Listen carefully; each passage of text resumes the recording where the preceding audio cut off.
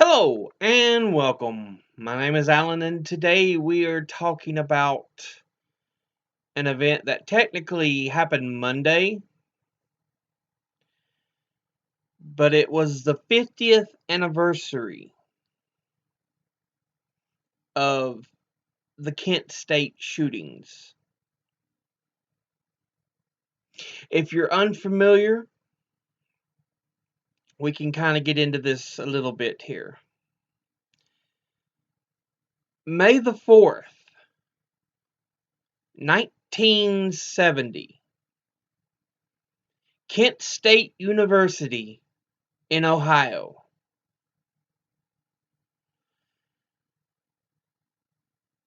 The Vietnam War was still going on.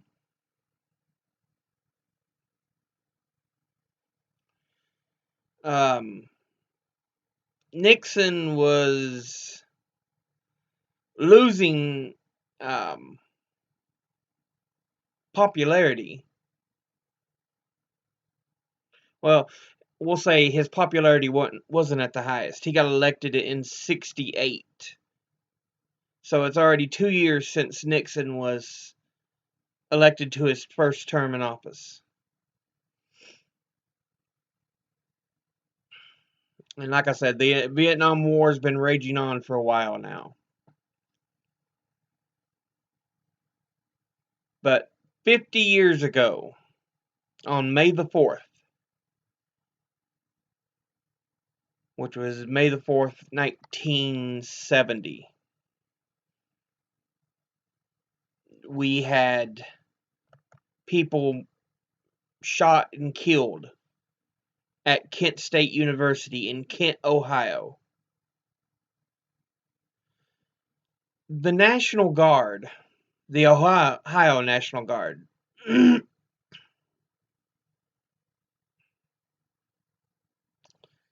was the ones who shot these students. Altogether, we saw 4 dead, 9 injured.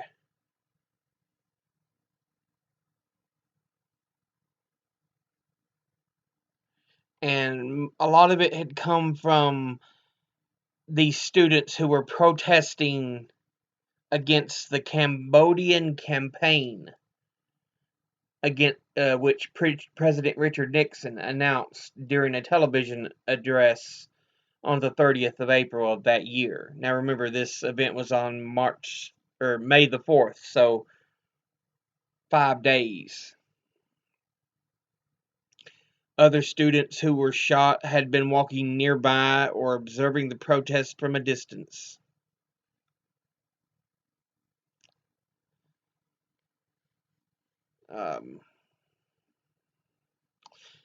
And I'm reading off Wikipedia here, but it says there was a significant national response to the shootings.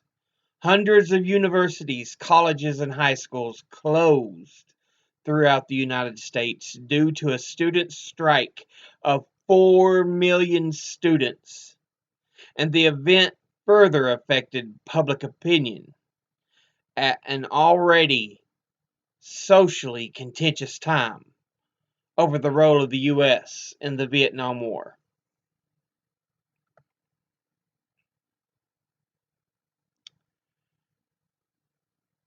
But yeah, Kent, Ohio itself is in the northeast of the state of Ohio. So that's where Kent State University is.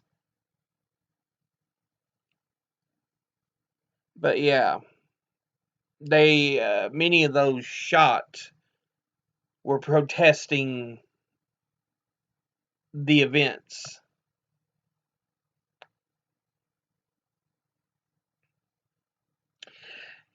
And it wasn't the first time Kent State had seen protests.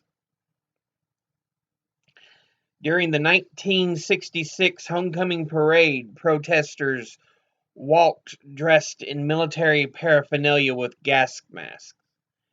In the fall of 1968, the students of a Democratic Society and a campus black student organization staged a sit-in to protest police recruiters on the campus.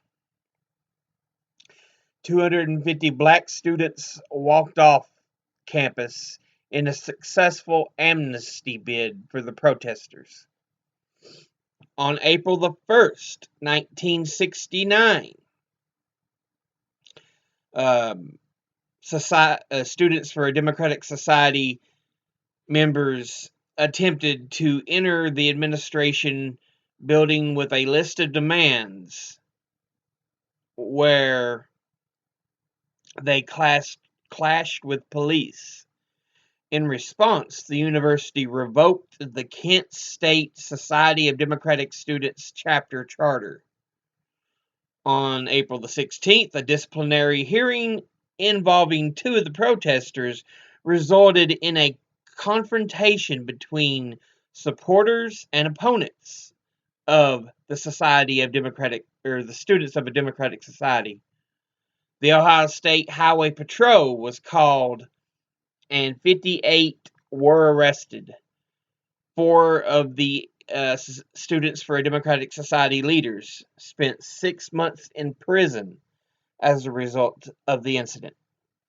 And on April the 10th, 1970, Jerry Rubin, a leader of the Youth International Party, also known as the Yippies, spoke on campus. In remarks reported locally, he said the first part of the Yippie program is to kill your parents. They are the first oppressors. 2 weeks after that, Bill Ashnell, a student for the Democratic Society member and former student, distributed flyers to an event in which he said he was going to napalm a dog. The event turned out to be an anti-napalm teach-in. But as I said, that was almost a month before the Kent State shootings on May the 4th. Because the April 10th Jerry Rubin speech was also in 1970. So on May the 4th of that same year, we see protests against the Cambodian campaign, and it results in 4 dead students and 9 injured.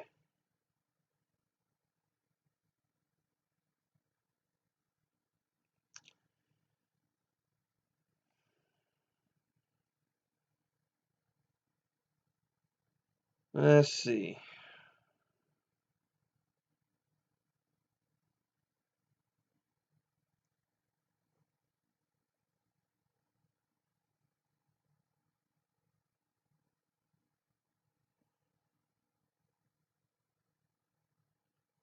Let's see. I'm looking for other information here.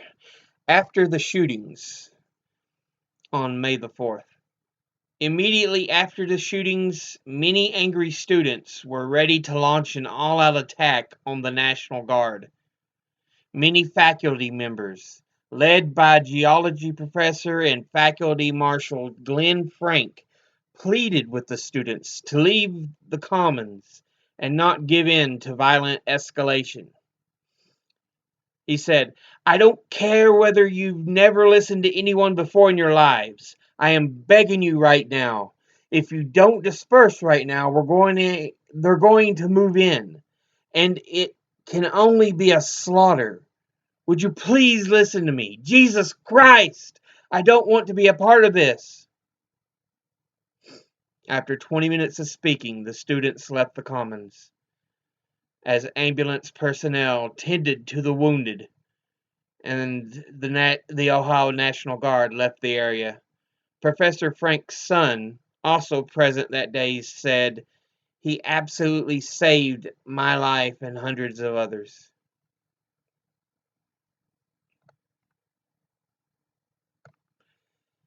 The name of those who died was Jeffrey Glenn Miller, a 20-year-old student. Allison B. Krause, a 19-year-old student. William Knox um, Schrader, 19-year-old, and Sandra Lee Schauer, or Schuer. It's kind of hard to read. It looks German. Scheuer. But she was 20 as well. Those were the names of the 4 who passed, who were killed in the gunfire. And as I said, there were 9 who were hit, but didn't die.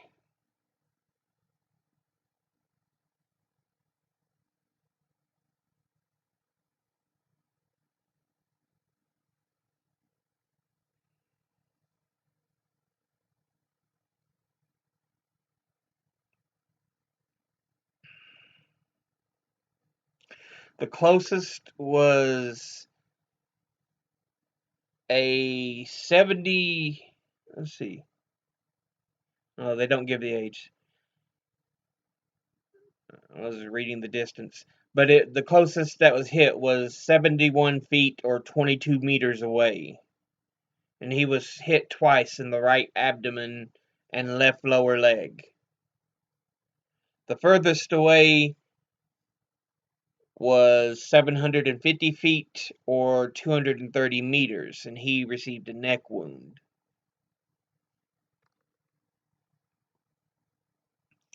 So, as you can see, there were a number of different people from at different distances who were shot.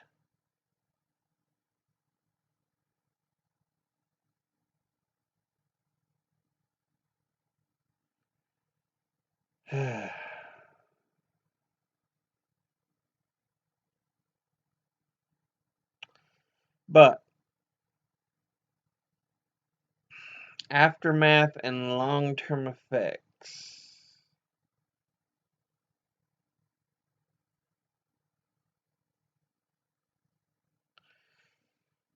Um, let's see what they say here.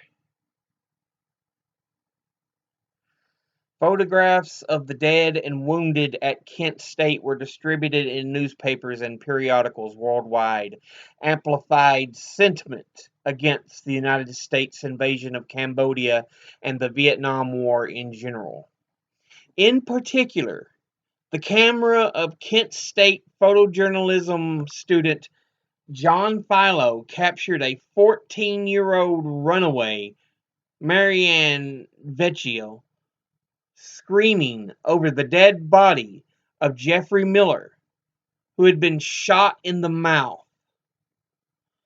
The photograph, which won a Pulitzer Prize, became the most enduring image of the events and one of the most enduring images of the anti-Vietnam War movement.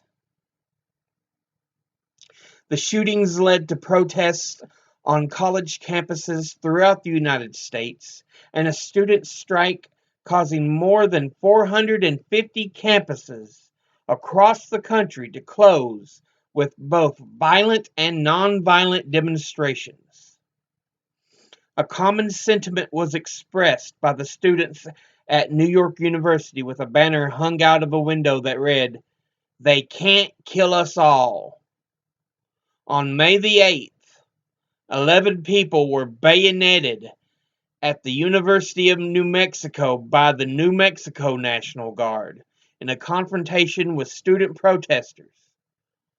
Also on May the 8th, an anti-war protest in New York's Federal Hall National Memorial, held at least partly in reaction to the Kent State killings, was met with a counter-rally of pro-Nixon construction workers, organized by Peter J. Brennan, later appointed U.S. Labor Secretary by President Nixon, resulting in the Hard Hat Riot.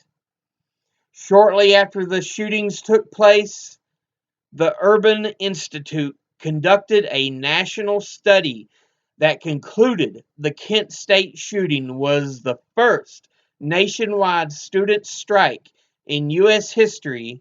Over 4 million students protested, and hundreds of American colleges and universities closed during the student strikes. The Kent State campus remained closed for 6 weeks. Just 5 days after the shootings, 100,000 people demonstrated in Washington, D.C. against the war and the killing of unarmed student protesters. Ray Price, Nixon's chief speechwriter from 1969 to 1974, recalled the Washington demonstration saying, "The city was an armed camp. The mobs were smashing windows, slashing tires, dragging parked cars into intersections, even throwing bed springs off overpasses into the traffic down below. This was the, quote, student protest. That's not student protest, that's civil war." Not only was the president taken to Camp David for 2 days for his own protection, but Charles Colson, counselor to President Nixon from 1969 to 1973, stated that the military was called up to protect the Nixon administration from the angry students. He recalled that the 82nd Airborne was in the basement of the executive office building. "So I went down just to talk to some of the guys and walk among them. And they were lying on the floor on their packs and their helmets and their cartridge belts and their rifles cocked. And you're thinking, this can't be the United States of America. This is not the greatest free democracy in the world. This is a nation at war with itself." Kind of reminds me of today. We're not far off from that point.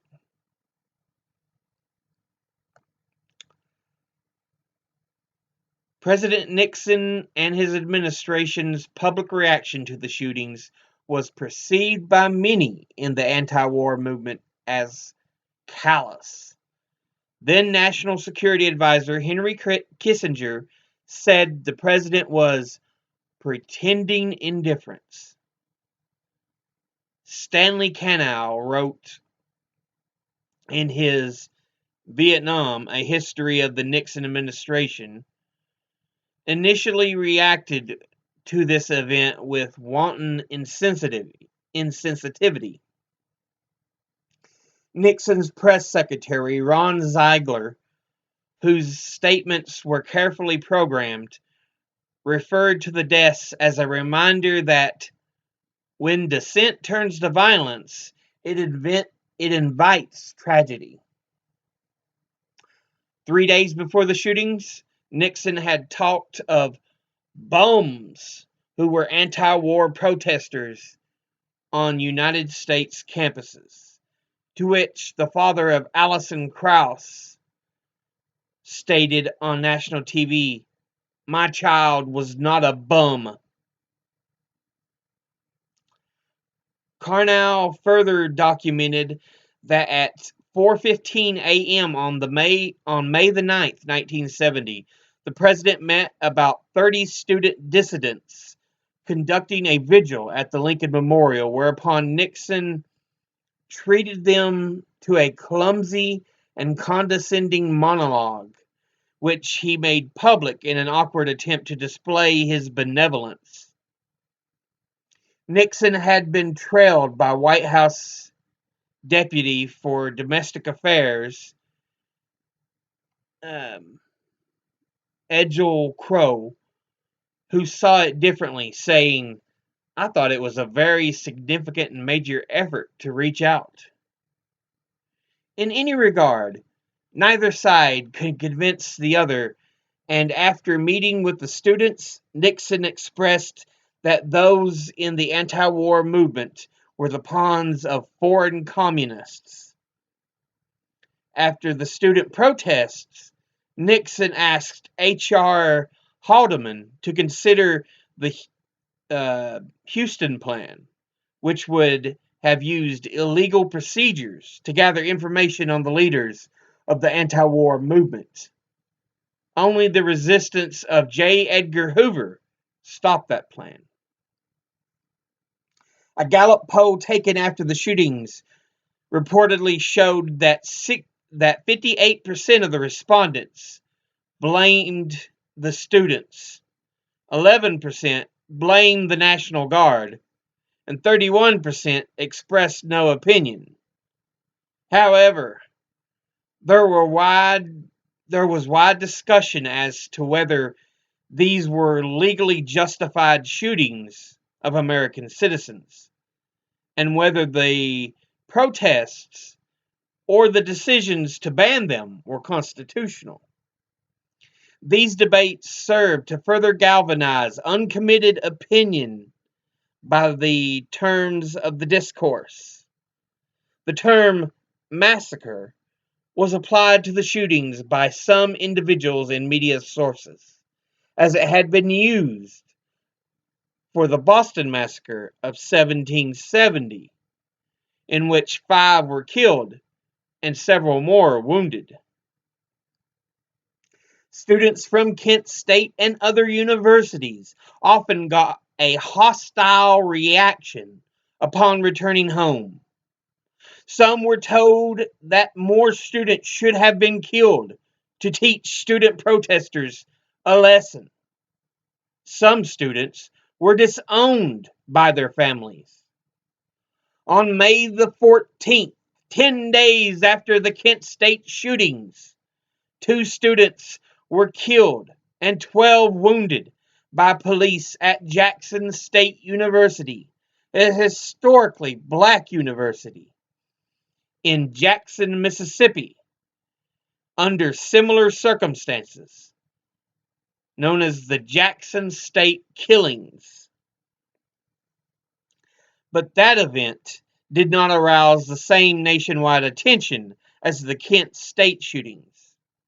On June the 13th, 1970, as a consequence of the killings of protesting students at Kent State and Jackson State, President Nixon established the President's Commission on Campus Unrest, known as the Scranton Commission, which he charged to study the dissent, disorder, and violence breaking out on college and university campuses across the nation.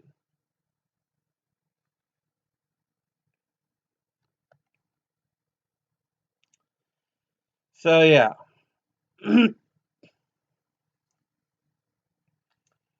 Anything else we want to look at on this? Now, the shootings are remembered by a famous song by the group Crosby, Stills, Nash and Young.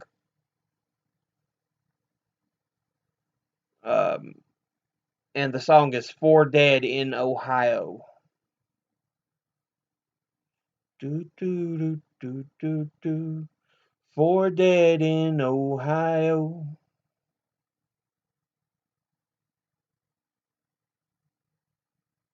Yeah, cultural references. There's several.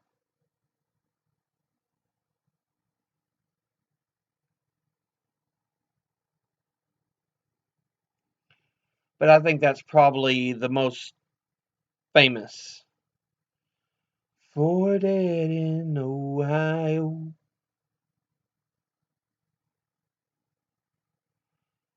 There were also songs that reference the events by Harvey Andrews, the song Hey Sandy, Steve Miller's Jackson Kent Blues, the Beach Boys, Student Demonstration Time,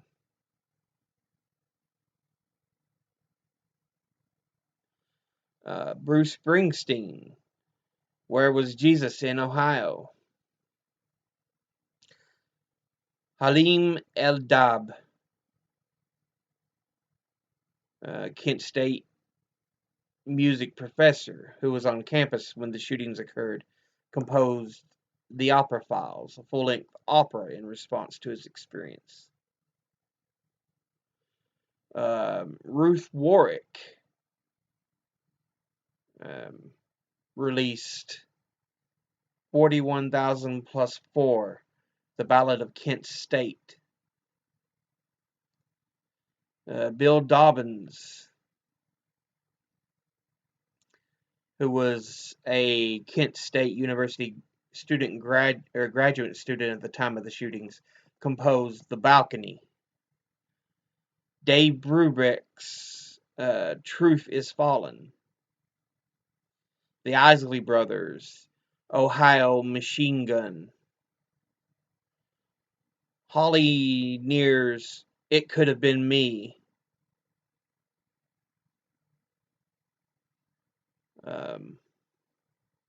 Chrissie Hynde, who was the future leader of the band Pretenders.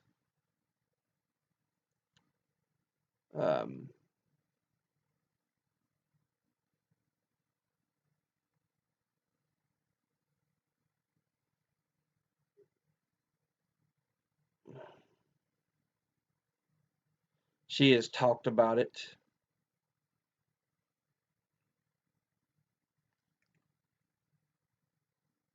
But yeah, Crosby, Stills, Nash and Young is probably the most famous. Do do do do do do do. For Dead in Ohio.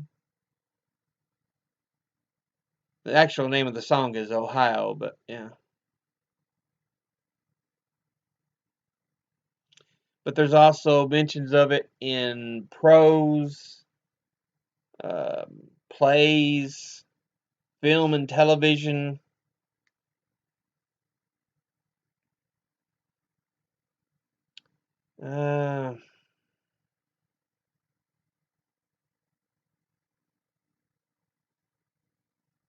And documentaries. Probably one of the most famous films that you'll see a moment of it is in 2009's Watchmen, which briefly features the Kent State shooting during its opening montage.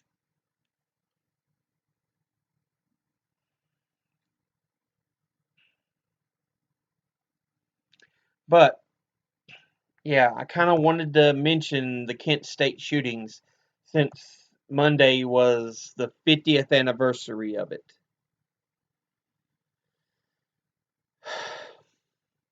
But that'll be all for now. I'll see you all in the next video. As always, educate thyself. Think, read, study, learn. If anyone tries to tell you something that you have a little trouble believing, ask them to cite their sources. I'll see you all in the next video. Until then, later.